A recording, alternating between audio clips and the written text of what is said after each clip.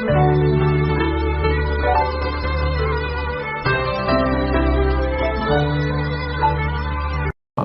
akan jawab soalan-soalan. Menurut Ustaz, bagaimana pandangan Ustaz Abdul Somad tentang pemuda-pemudi zaman now, zaman saat ini, yang ada hubungan tak boleh, haram. La yakhluwanna rajulun ma'amra'atin, tak boleh lelaki dengan perempuan berdua-dua illa ma'azi mahramin, tak ada boyfriend, girlfriend, tak ada. Saya 4 tahun di Kaherah tak ada boyfriend, tak ada girlfriend. Kenapa tak ada? Tak dapat. Sebab pelajar Malaysia 5,000, pelajar Indonesia 2,400, yang perempuan 300 saja, lelaki 2,100. Saya termasuk yang kalah. Tapi alhamdulillah selepas balik dipertemukan Allah, punya anak. Jadi jangan pernah takut tidak ada jodoh. Kalau jodoh takkan ke mana. Asam di gunung, garam di laut, dalam belanga berjumpa juga, kata orang Melayu. Tapi kalau kata orang Barat, man from Mars, woman from Venus. Lelaki dari Mars, perempuan dari Venus berjumpa di bumi. Itu beza orang Melayu dengan orang mak saleh putih. Kita selalu cerita makan saja. Asam di gunung, garam di laut, berjumpa dalam belanga. Mereka tak, mereka cerita tentang planet Mars, Venus, kata dia. Maka mereka selalu takut bila tengok langit di atas, dia kata alien dah dekat dah. Tapi kita nak bercerita bahawa sesuatu yang mustahil, kata Allah, innama amruhu iza arada syai'an ayaqula lahu kun fayakun. Maka jangan ada girlfriend, jangan ada boyfriend. Tak ada guna tazkirah kalau tak merubah sikap. Maka yang ada girlfriend, malam ini buka handphone, cari nama dia, delete langsung. Tak ada guna. Apa kena ikut tazkirah? Buka handphone, dia nama dia. Nanti bila dia call, tulis balik.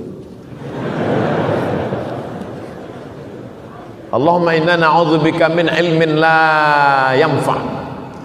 4. Ya Allah, jauhkan kami dari ilmu yang tak bermanfaat. Wa min qalbin la yakhsha', hati yang tak takut. Wa min nafsin la tasbah, nafsu tak pernah kenyang. Wa min du'ain la yusma', doa tak dikabulkan. Pokok pangkal pertama, ilmu tak bermanfaat sebab tak diamalkan. Maka bila ustaz dah kata buang girlfriend, buang boyfriend, buang, bagi tahu dia, oh my girlfriend, malam ni aku buang engkau, esok pagi aku nak datang, ku pinang kau dengan bismillah. Dia pun balas, so sweet, kata dia. Soalan saya, bagaimana nak nikah dengan janda yang sudah berhijrah, sedangkan keluarga saya tidak bersetuju dan tak ada restu dari ibu bapa. Janda belum ada anak, janda umur 25 tahun. Saya nak beristrikan dia tapi dihalang oleh keluarga, dan saya disuruh nikah dengan kawan lama saya. Datanglah seorang sahabat Nabi menikah. Kata Nabi, awak dah menikah? Ya, ya Rasulullah. Dengan gadis apa dengan janda? Saya nikah dengan janda. Hala bikran, kenapa tak nikah dengan gadis? Nabi pun kesal dia nikah dengan janda. Kenapa awak tak nikah dengan gadis? Tula'ibuha wa tula'ibuka, engkau boleh bercengkrama, kenapa nikah dengan janda? Kata dia, ya Rasulullah, mak saya dah mati, meninggal, adik-adik saya banyak. Kalau saya nikah dengan gadis belia, nanti dia berkelahi dengan adik-adik saya. Tapi bila saya nikah dengan janda, nanti adik-adik saya boleh dia jaga. Jadi bila ada sebab, boleh nikah dengan janda. Untuk yang pertama ni, first time, okey lah. Nanti kedua, baru cari gadis.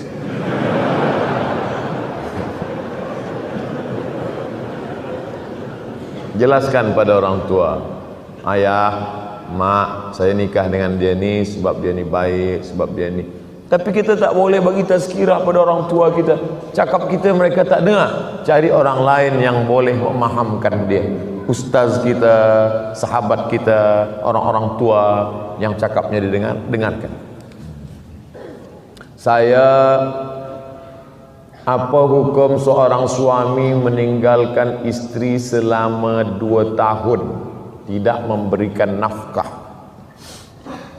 Saya tidak tahu bagaimana di ahwal syakhsiyah hukum keluarga di Brunei Darussalam. Tapi kalau di tempat saya, lelaki selepas akad nikah dia baca sirat ta'liq. Bila saya meninggalkan selama 6 bulan, tidak membagi nafkah zahir dan batin, lalu perempuan pergi ke mahkamah syariah, maka hakim boleh menjatuhkan talak 1 kepadanya. Itu dibuat untuk mengikat lelaki supaya kaki dia terikat, supaya dia tidak boleh lama. Sebab kewajiban lelaki ada 5: nafkah, makan, pakaian, tempat tinggal, pendidikan, perhatian. 3 zahir, 2 batin. Bila tidak, maka dia ada hakim. Perempuan ada 6 wali: ayah, datuk, abang, adik, abang ayah, adik ayah. Maka perempuan mengadu kepada wali yang akan bagi keputusan. Hukum mahar dibagikan ke orang lain. Mahar yang diberikan seorang lelaki kepada perempuan: aku terima, aku nikahkan engkau dengan anakku dengan mahar sebentuk cincin emas tunai. Maka selepas diberikan mahar itu, maka menjadi milik perempuan. Perempuan itu boleh menjualnya, perempuan itu boleh mewakafkannya, perempuan itu boleh menyimpannya, perempuan itu boleh menghibahkannya, karena itu milik dia, milik perempuan. Perempuan yang menikah dengan lelaki, maka harta perempuan punya perempuan. Apa beza harta lelaki dengan harta perempuan? Harta lelaki, harta perempuan. Dalam harta lelaki ada milik perempuan, nafkah. Tapi dalam harta perempuan tak ada milik lelaki. Makanya perempuan boleh bagi zakat pada lelaki dia. Hai suamiku, aku tengok engkau susah sikit, aku bagi engkau zakat. Boleh. Sebab perempuan tak wajib memberi nafkah. Tapi lelaki tak boleh bagi zakat sekaligus nafkah. Hai perempuan, istriku, ini aku bagi engkau nafkah terus zakat nafkah, tak boleh. Sebab kewajiban dia. Maka oleh sebab itu, maka ini mas kawin punya dia. Dia boleh jual, dia boleh. Tapi biasanya dia tak jual, sebab ada sejarah, ada cerita di balik cincin itu. Ustaz bagi nasihat agar para istri boleh memberikan kebenaran untuk para suami supaya mereka boleh berpoligami.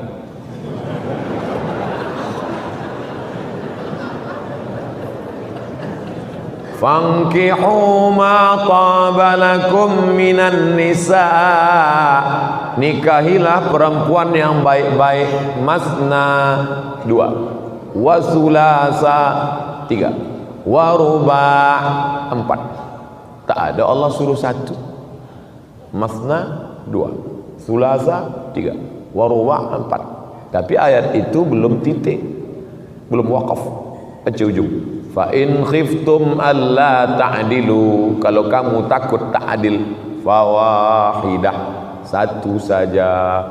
Jadi lelaki-lelaki yang banyak itu takut dia tak adil. Awak kenapa 1? Saya takut tak adil. Sebenarnya dia bukan takut tak adil, takut pada bini. Jadi Islam ini menghormati manusia sesuai fitrahnya. Bila dia mampu adil, dia mampu secara ekonomik, dia mampu zahir dan batin, maka dia dibenarkan. Tapi bila dia tak mampu, fawahidah, 1 saja cukup. Oleh sebab itu, maka saya tak berani juga nak bagi motivasi. Nanti perempuan ni mengamuk pada saya. Saya hanya bagi sebutkan ayat-ayat, dalil-dalil hadis. Nanti tuan balik ke rumah bagi tahu dengan puan, engkau maukah aku tunjukkan amal yang menghantarkan ke surga? Apa tu? Izinkan aku menikah lagi. Tak masuk pun tak apa. Kalau tak percaya, cubalah. Berat. Ini jihad yang luar biasa. Oleh sebab itu maka memang ada perempuan-perempuan yang tahan hati dia, tapi tak banyak. Kalau dapat, maka Masya Allah, tabarakallah. Umur saya 19 tahun, tapi jatuh hati dengan seorang. Tak pernah bercakap. Oh, dia 19 tahun jatuh hati, tapi dia tak ada cakap, senyum-senyum je. Tersenyum sekali saja, Ustaz. Solehah orangnya. Salahkah saya mendoakan kebaikan untuk dia? Berdoa untuk dapat dengannya satu hari nanti?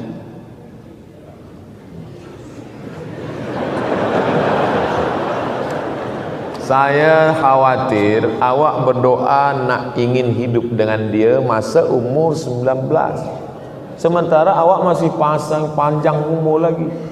Sekarang nak hidup dengan dia sekarang, lepas ni ditakdirkan Allah sekolah ke Turki, nampaklah perempuan mata biru, hidung mancung. Doa ada tertulis ini, akan menyesal. Jadi kita berdoa ni, ya Allah, bagi yang 19, bagi yang 20, jangan ajarkan Allah Ta'ala. Cukup saja berdoa, ya Allah, bagilah aku yang terbaik untuk agamaku dunia dan akhirat. Itu. Sebab takut nanti menyesal. Dapat yang sekarang ni nampak cantik sekarang, tapi hati berbolak-balik. Sekarang nampak hitam manis, nanti hilang manisnya tinggal hitam. Oleh sebab itu maka yang nak berdoa, doa saja, ya Allah, bagi aku jodoh yang boleh menolong aku untuk kebaikan duniaku dan akhiratku. Itu saja. Kalau memang jodoh, nanti akan dapat dia. Tapi kalau menurut Allah yang lebih baik daripada dia, kenapa kita tolak? Kadang kita ni menyangka kita lebih faham daripada Allah Ta'ala. Az-zaw al-mar'atu salihatu allati tu'inu ala imanihi. Begitu bunyi hadisnya. Al-mar'atu salihatu, perempuan yang salihah, allati tu'inu ala imanihi, yang menolong iman lelaki. Itu yang diharapkan, yang boleh tolong iman kita. Kalau tak boleh tolong iman kita, dia tak tahu salih. Bagaimana menenangkan hati kedua ibu bapa jika mereka dalam keadaan marah? Dengan ibu bapa ni, pertama diam, yang kedua diam, yang ketiga diam, jangan lawan. Mak saya umur 70 tahun, umur saya 42 tahun. Apa pun kata dia, saya diam. Bulan Mac lepas dia meninggal dunia, saya tak menyesal, sebab saya tak pernah melawan. Diam. Ibu ayah kita tak pernah memandang kita besar. Dia selalu melihat kita adalah budak kecil yang baru pandai merangkak dan berjalan. Oleh sebab itu kita salah bila kita merasa kita besar. Almarhumah mak saya tak pernah tengok saya seorang Ustaz Abdul Somad. Dia tengok saya budak kecil yang baru pandai berjalan. Maka bila dia marah, saya diam. Saya tak pernah pula balik, saya bagi mak sini, ya ayyuhal emak. Saya tak pernah bagi dia tazkir. Saya tetap menganggap diri saya adalah budak kecil, kerana kita di mata mereka tak pernah besar. Kita adalah budak-budak. Oleh sebab itu maka kita diam. Bila dia berhenti, baru kita bercakap. Ingatlah, tak banyak yang saya bagi menghadapi orang tua. Satu kata saja, diam. Tuan guru yang dimuliakan Allah, apakah boleh solat jenazah dilakukan bermakmum jemaah perempuan? Apa hukumnya? Tu solat jenazah Masjid Nabawi, Masjid Haram. Salatu alal maiti yarhamkumullah. Salat mayat jenazah. Ada tak dengar? Salat jenazah lelaki saja. Tak ada. Perempuan-perempuan semua ikut solat jenazah.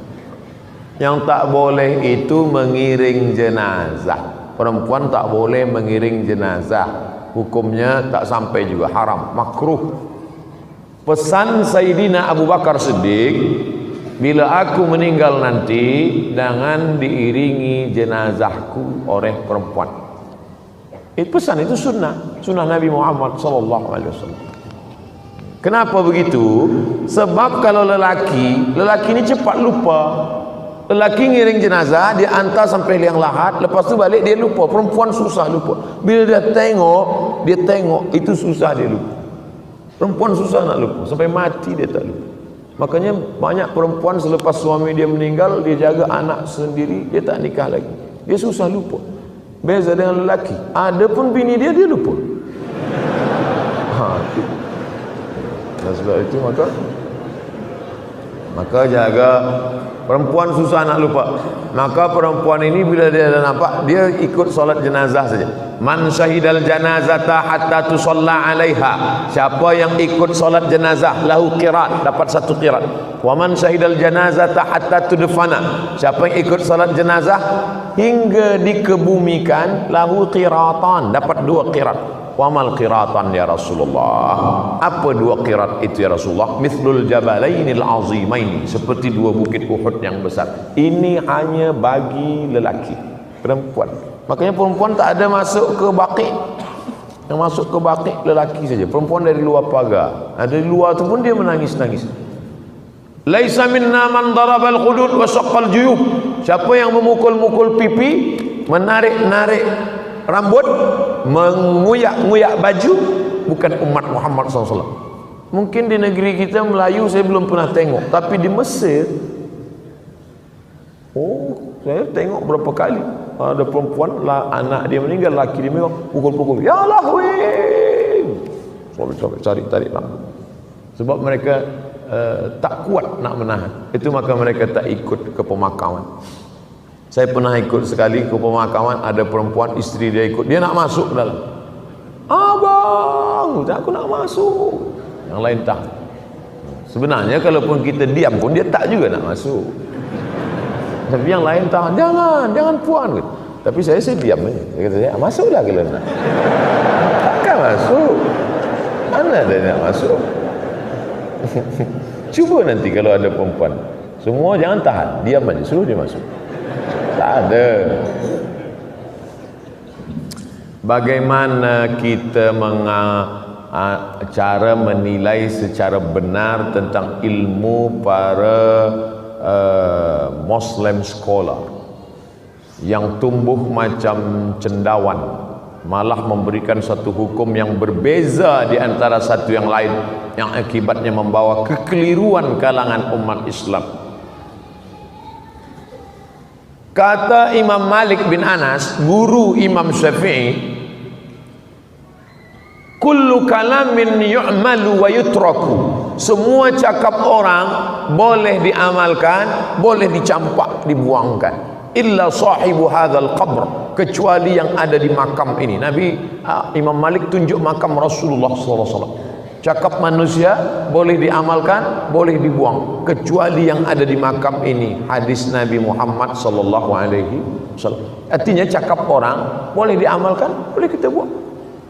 Cakap Abdul Somad malam ini, ambil yang baik-baik, yang buruk-buruk, yang tak elok, buang. Abdul Somad tak dapat wahyu. Kalau Abdul Somad dapat wahyu, dia Nabi yang ke-26. Manusia biasa. Sedangkan Imam Malik bin Anas saja berkata begitu, apalagi kita manusia biasa. Adapun cendekiawan-cendekiawan yang berkata bertentangan dengan syariat, taraktu fikum amraini, ku tinggalkan pada kamu 2 perkara sahaja. In tamassaktum bihima, kalau kamu pegang yang 2 ni, lam tadillu abadan, kamu tak akan sesat untuk selamanya. Kitabullah, Al-Quran, wa sunnati, sunnah Rasulullah SAW. Apa kata Imam Syafi'i? Bila kamu berjumpa dengan fatwaku, lalu kamu nampak hadis sahih, in sahhal hadis fahuwa madhhabi. Bila nampak hadis sahih, maka itulah mazhab. Tengok bagaimana Imam Syafi'i. Nabi punya anak namanya Fatimah. Fatimah punya anak namanya Sayyidinal Husain. Husain punya anak namanya Ali. Husain punya anak namanya Ali. Ayah Husain Ali, ayah dia Ali, anak dia Ali. Untuk membezakan Ali datuk dengan Ali cucu, maka dipanggil dengan Zainal Abidin. Ali Zainal Abidin. Zainal perhiasan, Abidin ahli ibadah, kerana ibadahnya banyak. Dalam kitab Syiar A'lam An-Nubala ditulis oleh Imam Az-Zahabi, Ali Zainal Abidin sehari sujud 1000 kali. Maka digelar dia dengan Imam As-Sajjad. Sajjad artinya banyak sujud. Saking banyaknya sujud disebut As-Sajjad, 1000 kali. Dia pergi ke toilet nak buang hajat, maaf, dia pakai baju. Lepas itu bila nak dia sembahyang, dia lepas baju yang di toilet tadi, dia pakai baju lain. Anak dia bertanya, ayah, ya, kenapa ayah ganti baju toilet, ayah tukar dengan baju baru? Apa kata dia? Sebab tadi ada lalat hinggap. Aku tak ingin kaki lalat itu, yang lepas kaki lalat yang hinggap ke kain tadi, aku bawa sembahyang. Tengok bagaimana waraknya Ali Zainal Abidin. Kata anak dia, tapi Rasulullah ayah, Rasulullah pakai baju yang di toilet dia bawa salat. Taraja'a an fi'lihi wa qawlihi. Maka Imam Ali Zainal Abidin meninggalkan perbuatannya walaupun baik kerana mengikut sunnah Rasulullah sallallahu alaihi wasallam. Buka kitab judulnya Tambihul Mughtarrin, peringatan pada orang yang tertipu, ditulis oleh Syekh Abdul Wahab Asy-Sya'rani. Perbuatan itu walaupun baik, tapi kalau bercanggah dengan sunnah Rasulullah ditinggalkan. Yang melakukan itu siapa? Cicit Rasulullah sallallahu alaihi wasallam. Jadi kita baik ikut siapa? Ikut Nabi Muhammad sallallahu alaihi wasallam. Apa lagi cendekiawan? Cendekiawan bukan kaki lalat, kaki ayam ke baju dia. Saya ingin menikah. Kedua belah keluarga sudah bersetuju, tapi keluarga saya dan keluarga bakal itu mahu kasih pernikahan besar. Oh, dia nak buat walimah besar lah. Saya belum mampu untuk menanggung perbelanjaan besar. Jadi boleh tak berikan sikit nasihat untuk saya? Yang nak besar kan keluarga. Kenapa saya bagi nasihat pada awak? Pada keluarga yang minta besar itulah. Hai keluarga yang nak besar-besar, keberkahan bukan pada yang besar.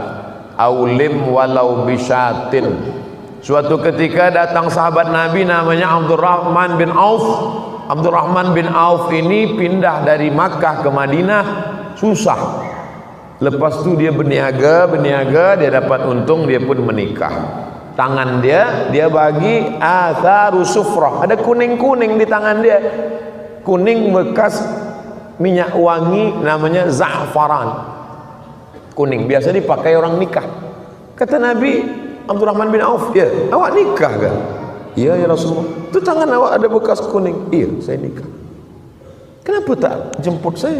Tak buat walimah? Aulim walau bisyatin. Buatlah kenduri walaupun hanya seekor kambing.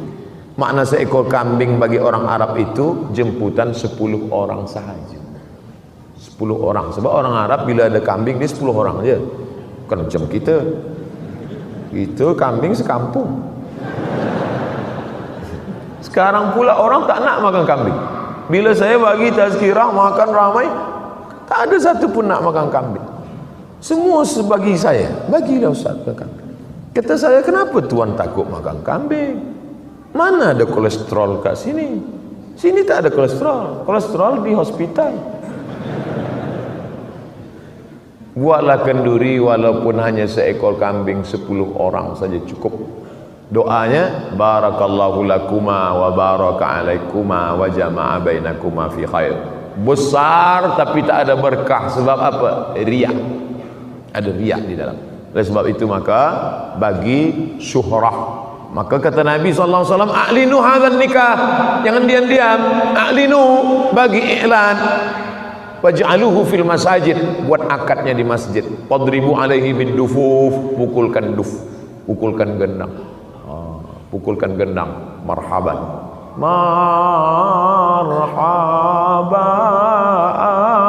ya nur, marhaban ya nurul aini, selamat datang wahai cahaya mata. Yang dimaksud cahaya mata adalah Nabi Muhammad SAW ketika datang bercahaya dia.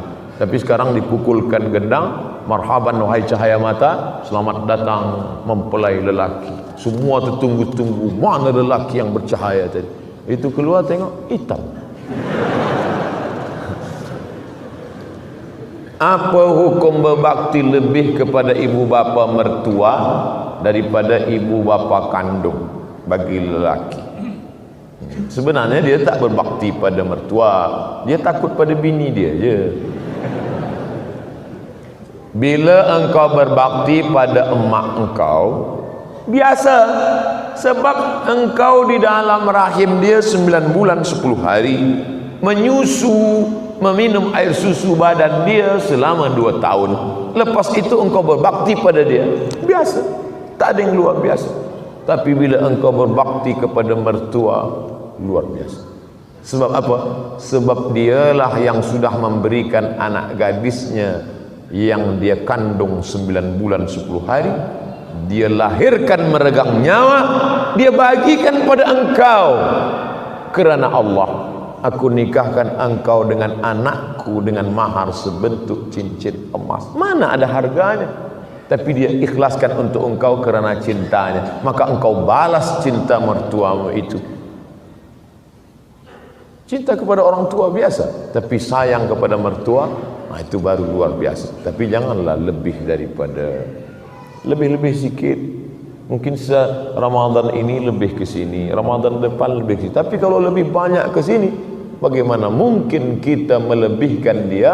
Sementara ini pun kata Nabi SAW, andai kita gendong dia dari tempat kita bawa ke Makkah, tawaf sa'i umrah, lepas itu kita pergi ke Padang Arafah melontar jumrah, balik lagi kita dukung dia, tak dapat membalas sekali menjerit dia saat mengeluarkan kita ke alam dunia.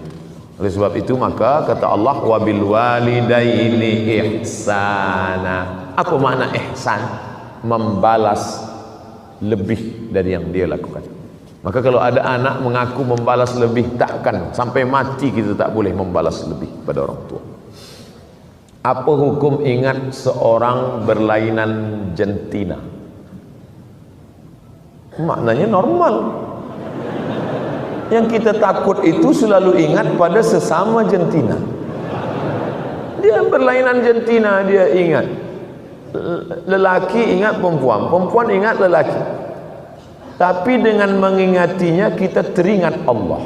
Oh, iya pula. La talbisul haqqa bil batil. Jangan campurkan yang hak dengan yang batil. Jangan campurkan yang hak dengan yang batil. Mengingat Allah hak, mengingat orang yang tak mahram batil. Maka manakala ingat orang tak mahram, terbayang wajahnya. Walladzina idza fa'alu fahishatan, kalau ada orang khilaf melakukan fahisyah, au zalamu anfusahum zakarullah. Apa beza fahisyah dengan zalamu anfusahum? Guna dadah, zalamu anfusahum. Mencuri, zalamu anfusahum. Membunuh, zalamu anfusahum. Fahisyah, maaf, seksual. Manusia ini kesalahannya selalu dua, fahisyah. Makanya solat itu inna salata tanha anil fahsya wal munkar. Kerana kejahatan ada dua, seksual dan yang bukan seksual.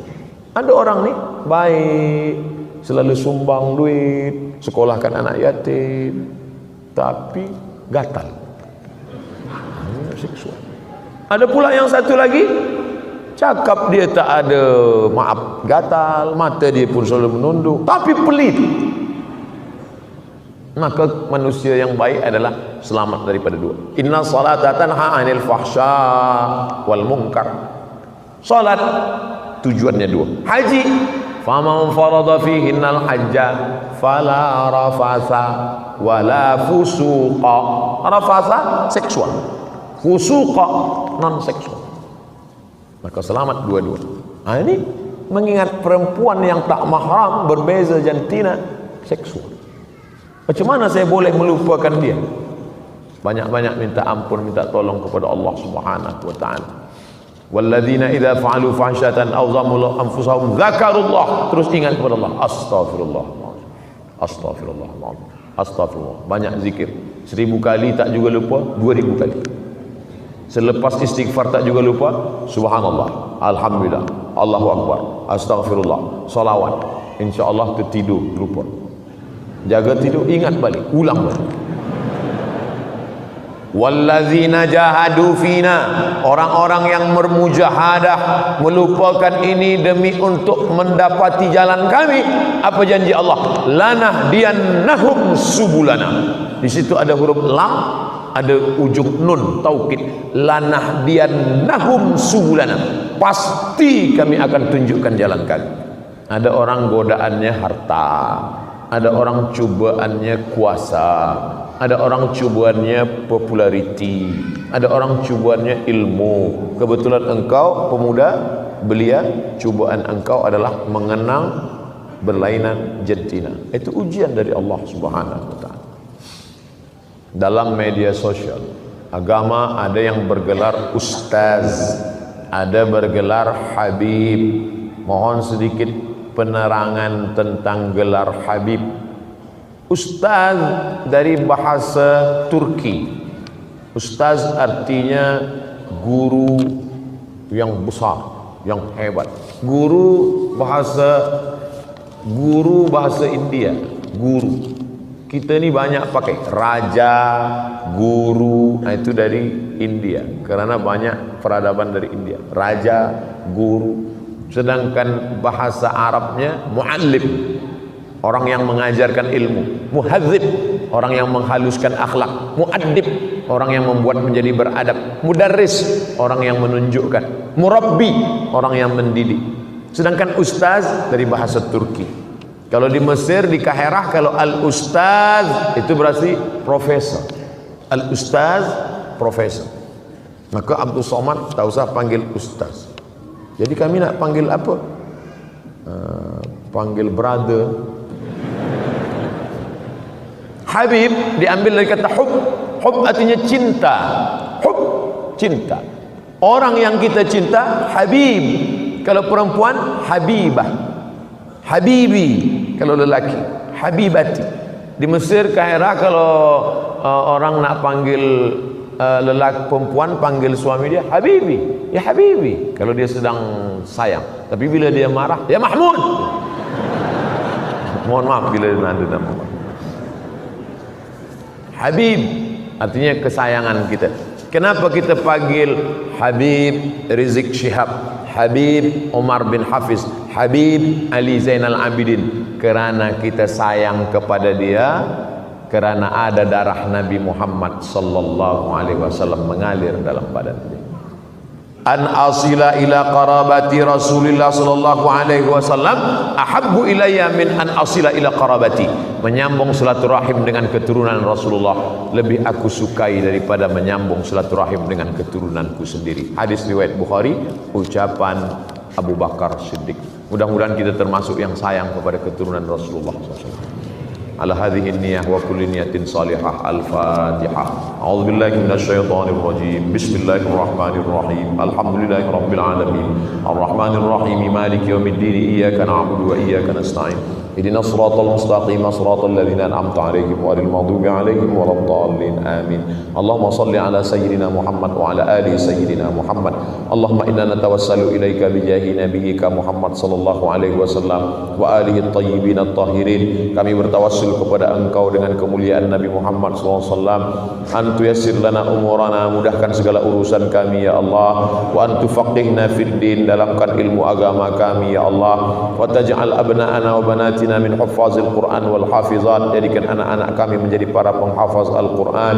Wa anta dafa'lana wa anta dafa'anna al-ghala' wal waba' wal fahsya' wal riba wal zina wal munkar. Selamatkan kami, negeri kami dari segala malapetaka, bencana, musibah ya Allah. Ya muqallibal qulub, wahai Engkau yang membolak-balikkan hati, sabbit qulubana, kokohkan hati kami ala dinik, dalam agamamu, wa ala ta'atik, dalam ketaatan kepadamu. Rabbana ighfir lana dzunubana, ampunkan dosa kami, wali walidina, ayah bunda kami, wali masyayikhina, guru-guru kami, wali a'immatina salihin, pemimpin-pemimpin kami yang saleh, wali ikhwanina alladzina sabaquna bil iman, saudara-saudara kami yang sudah mendahului kami dengan iman. Allahumma khtim lana bi husnil khatimah wa la takhtim alaina bi su'il khatimah. Allahumma ja'al akhir kalamina 'inda intihai ajalina, jadikan akhir kalam kami manakala ajal kami sampai, yang keluar dari mulut kami la ilaha illallah Muhammadur Rasulullah sallallahu alaihi wasallam. Rabbana atina fid dunya hasanah wa fil akhirati hasanah wa qina adzaban nar. Wa sallallahu ala sayyidina wa maulana Muhammad wa ala alihi wa sahbihi wasallam. Walhamdulillahi rabbil alamin. Taqabbalallahu minkum minna wa minkum taqabbal ya karim. Terima kasih segala perhatian. Mohon maaf segala kekhilafan dan kesilapan. Wassalamualaikum warahmatullahi wabarakatuh.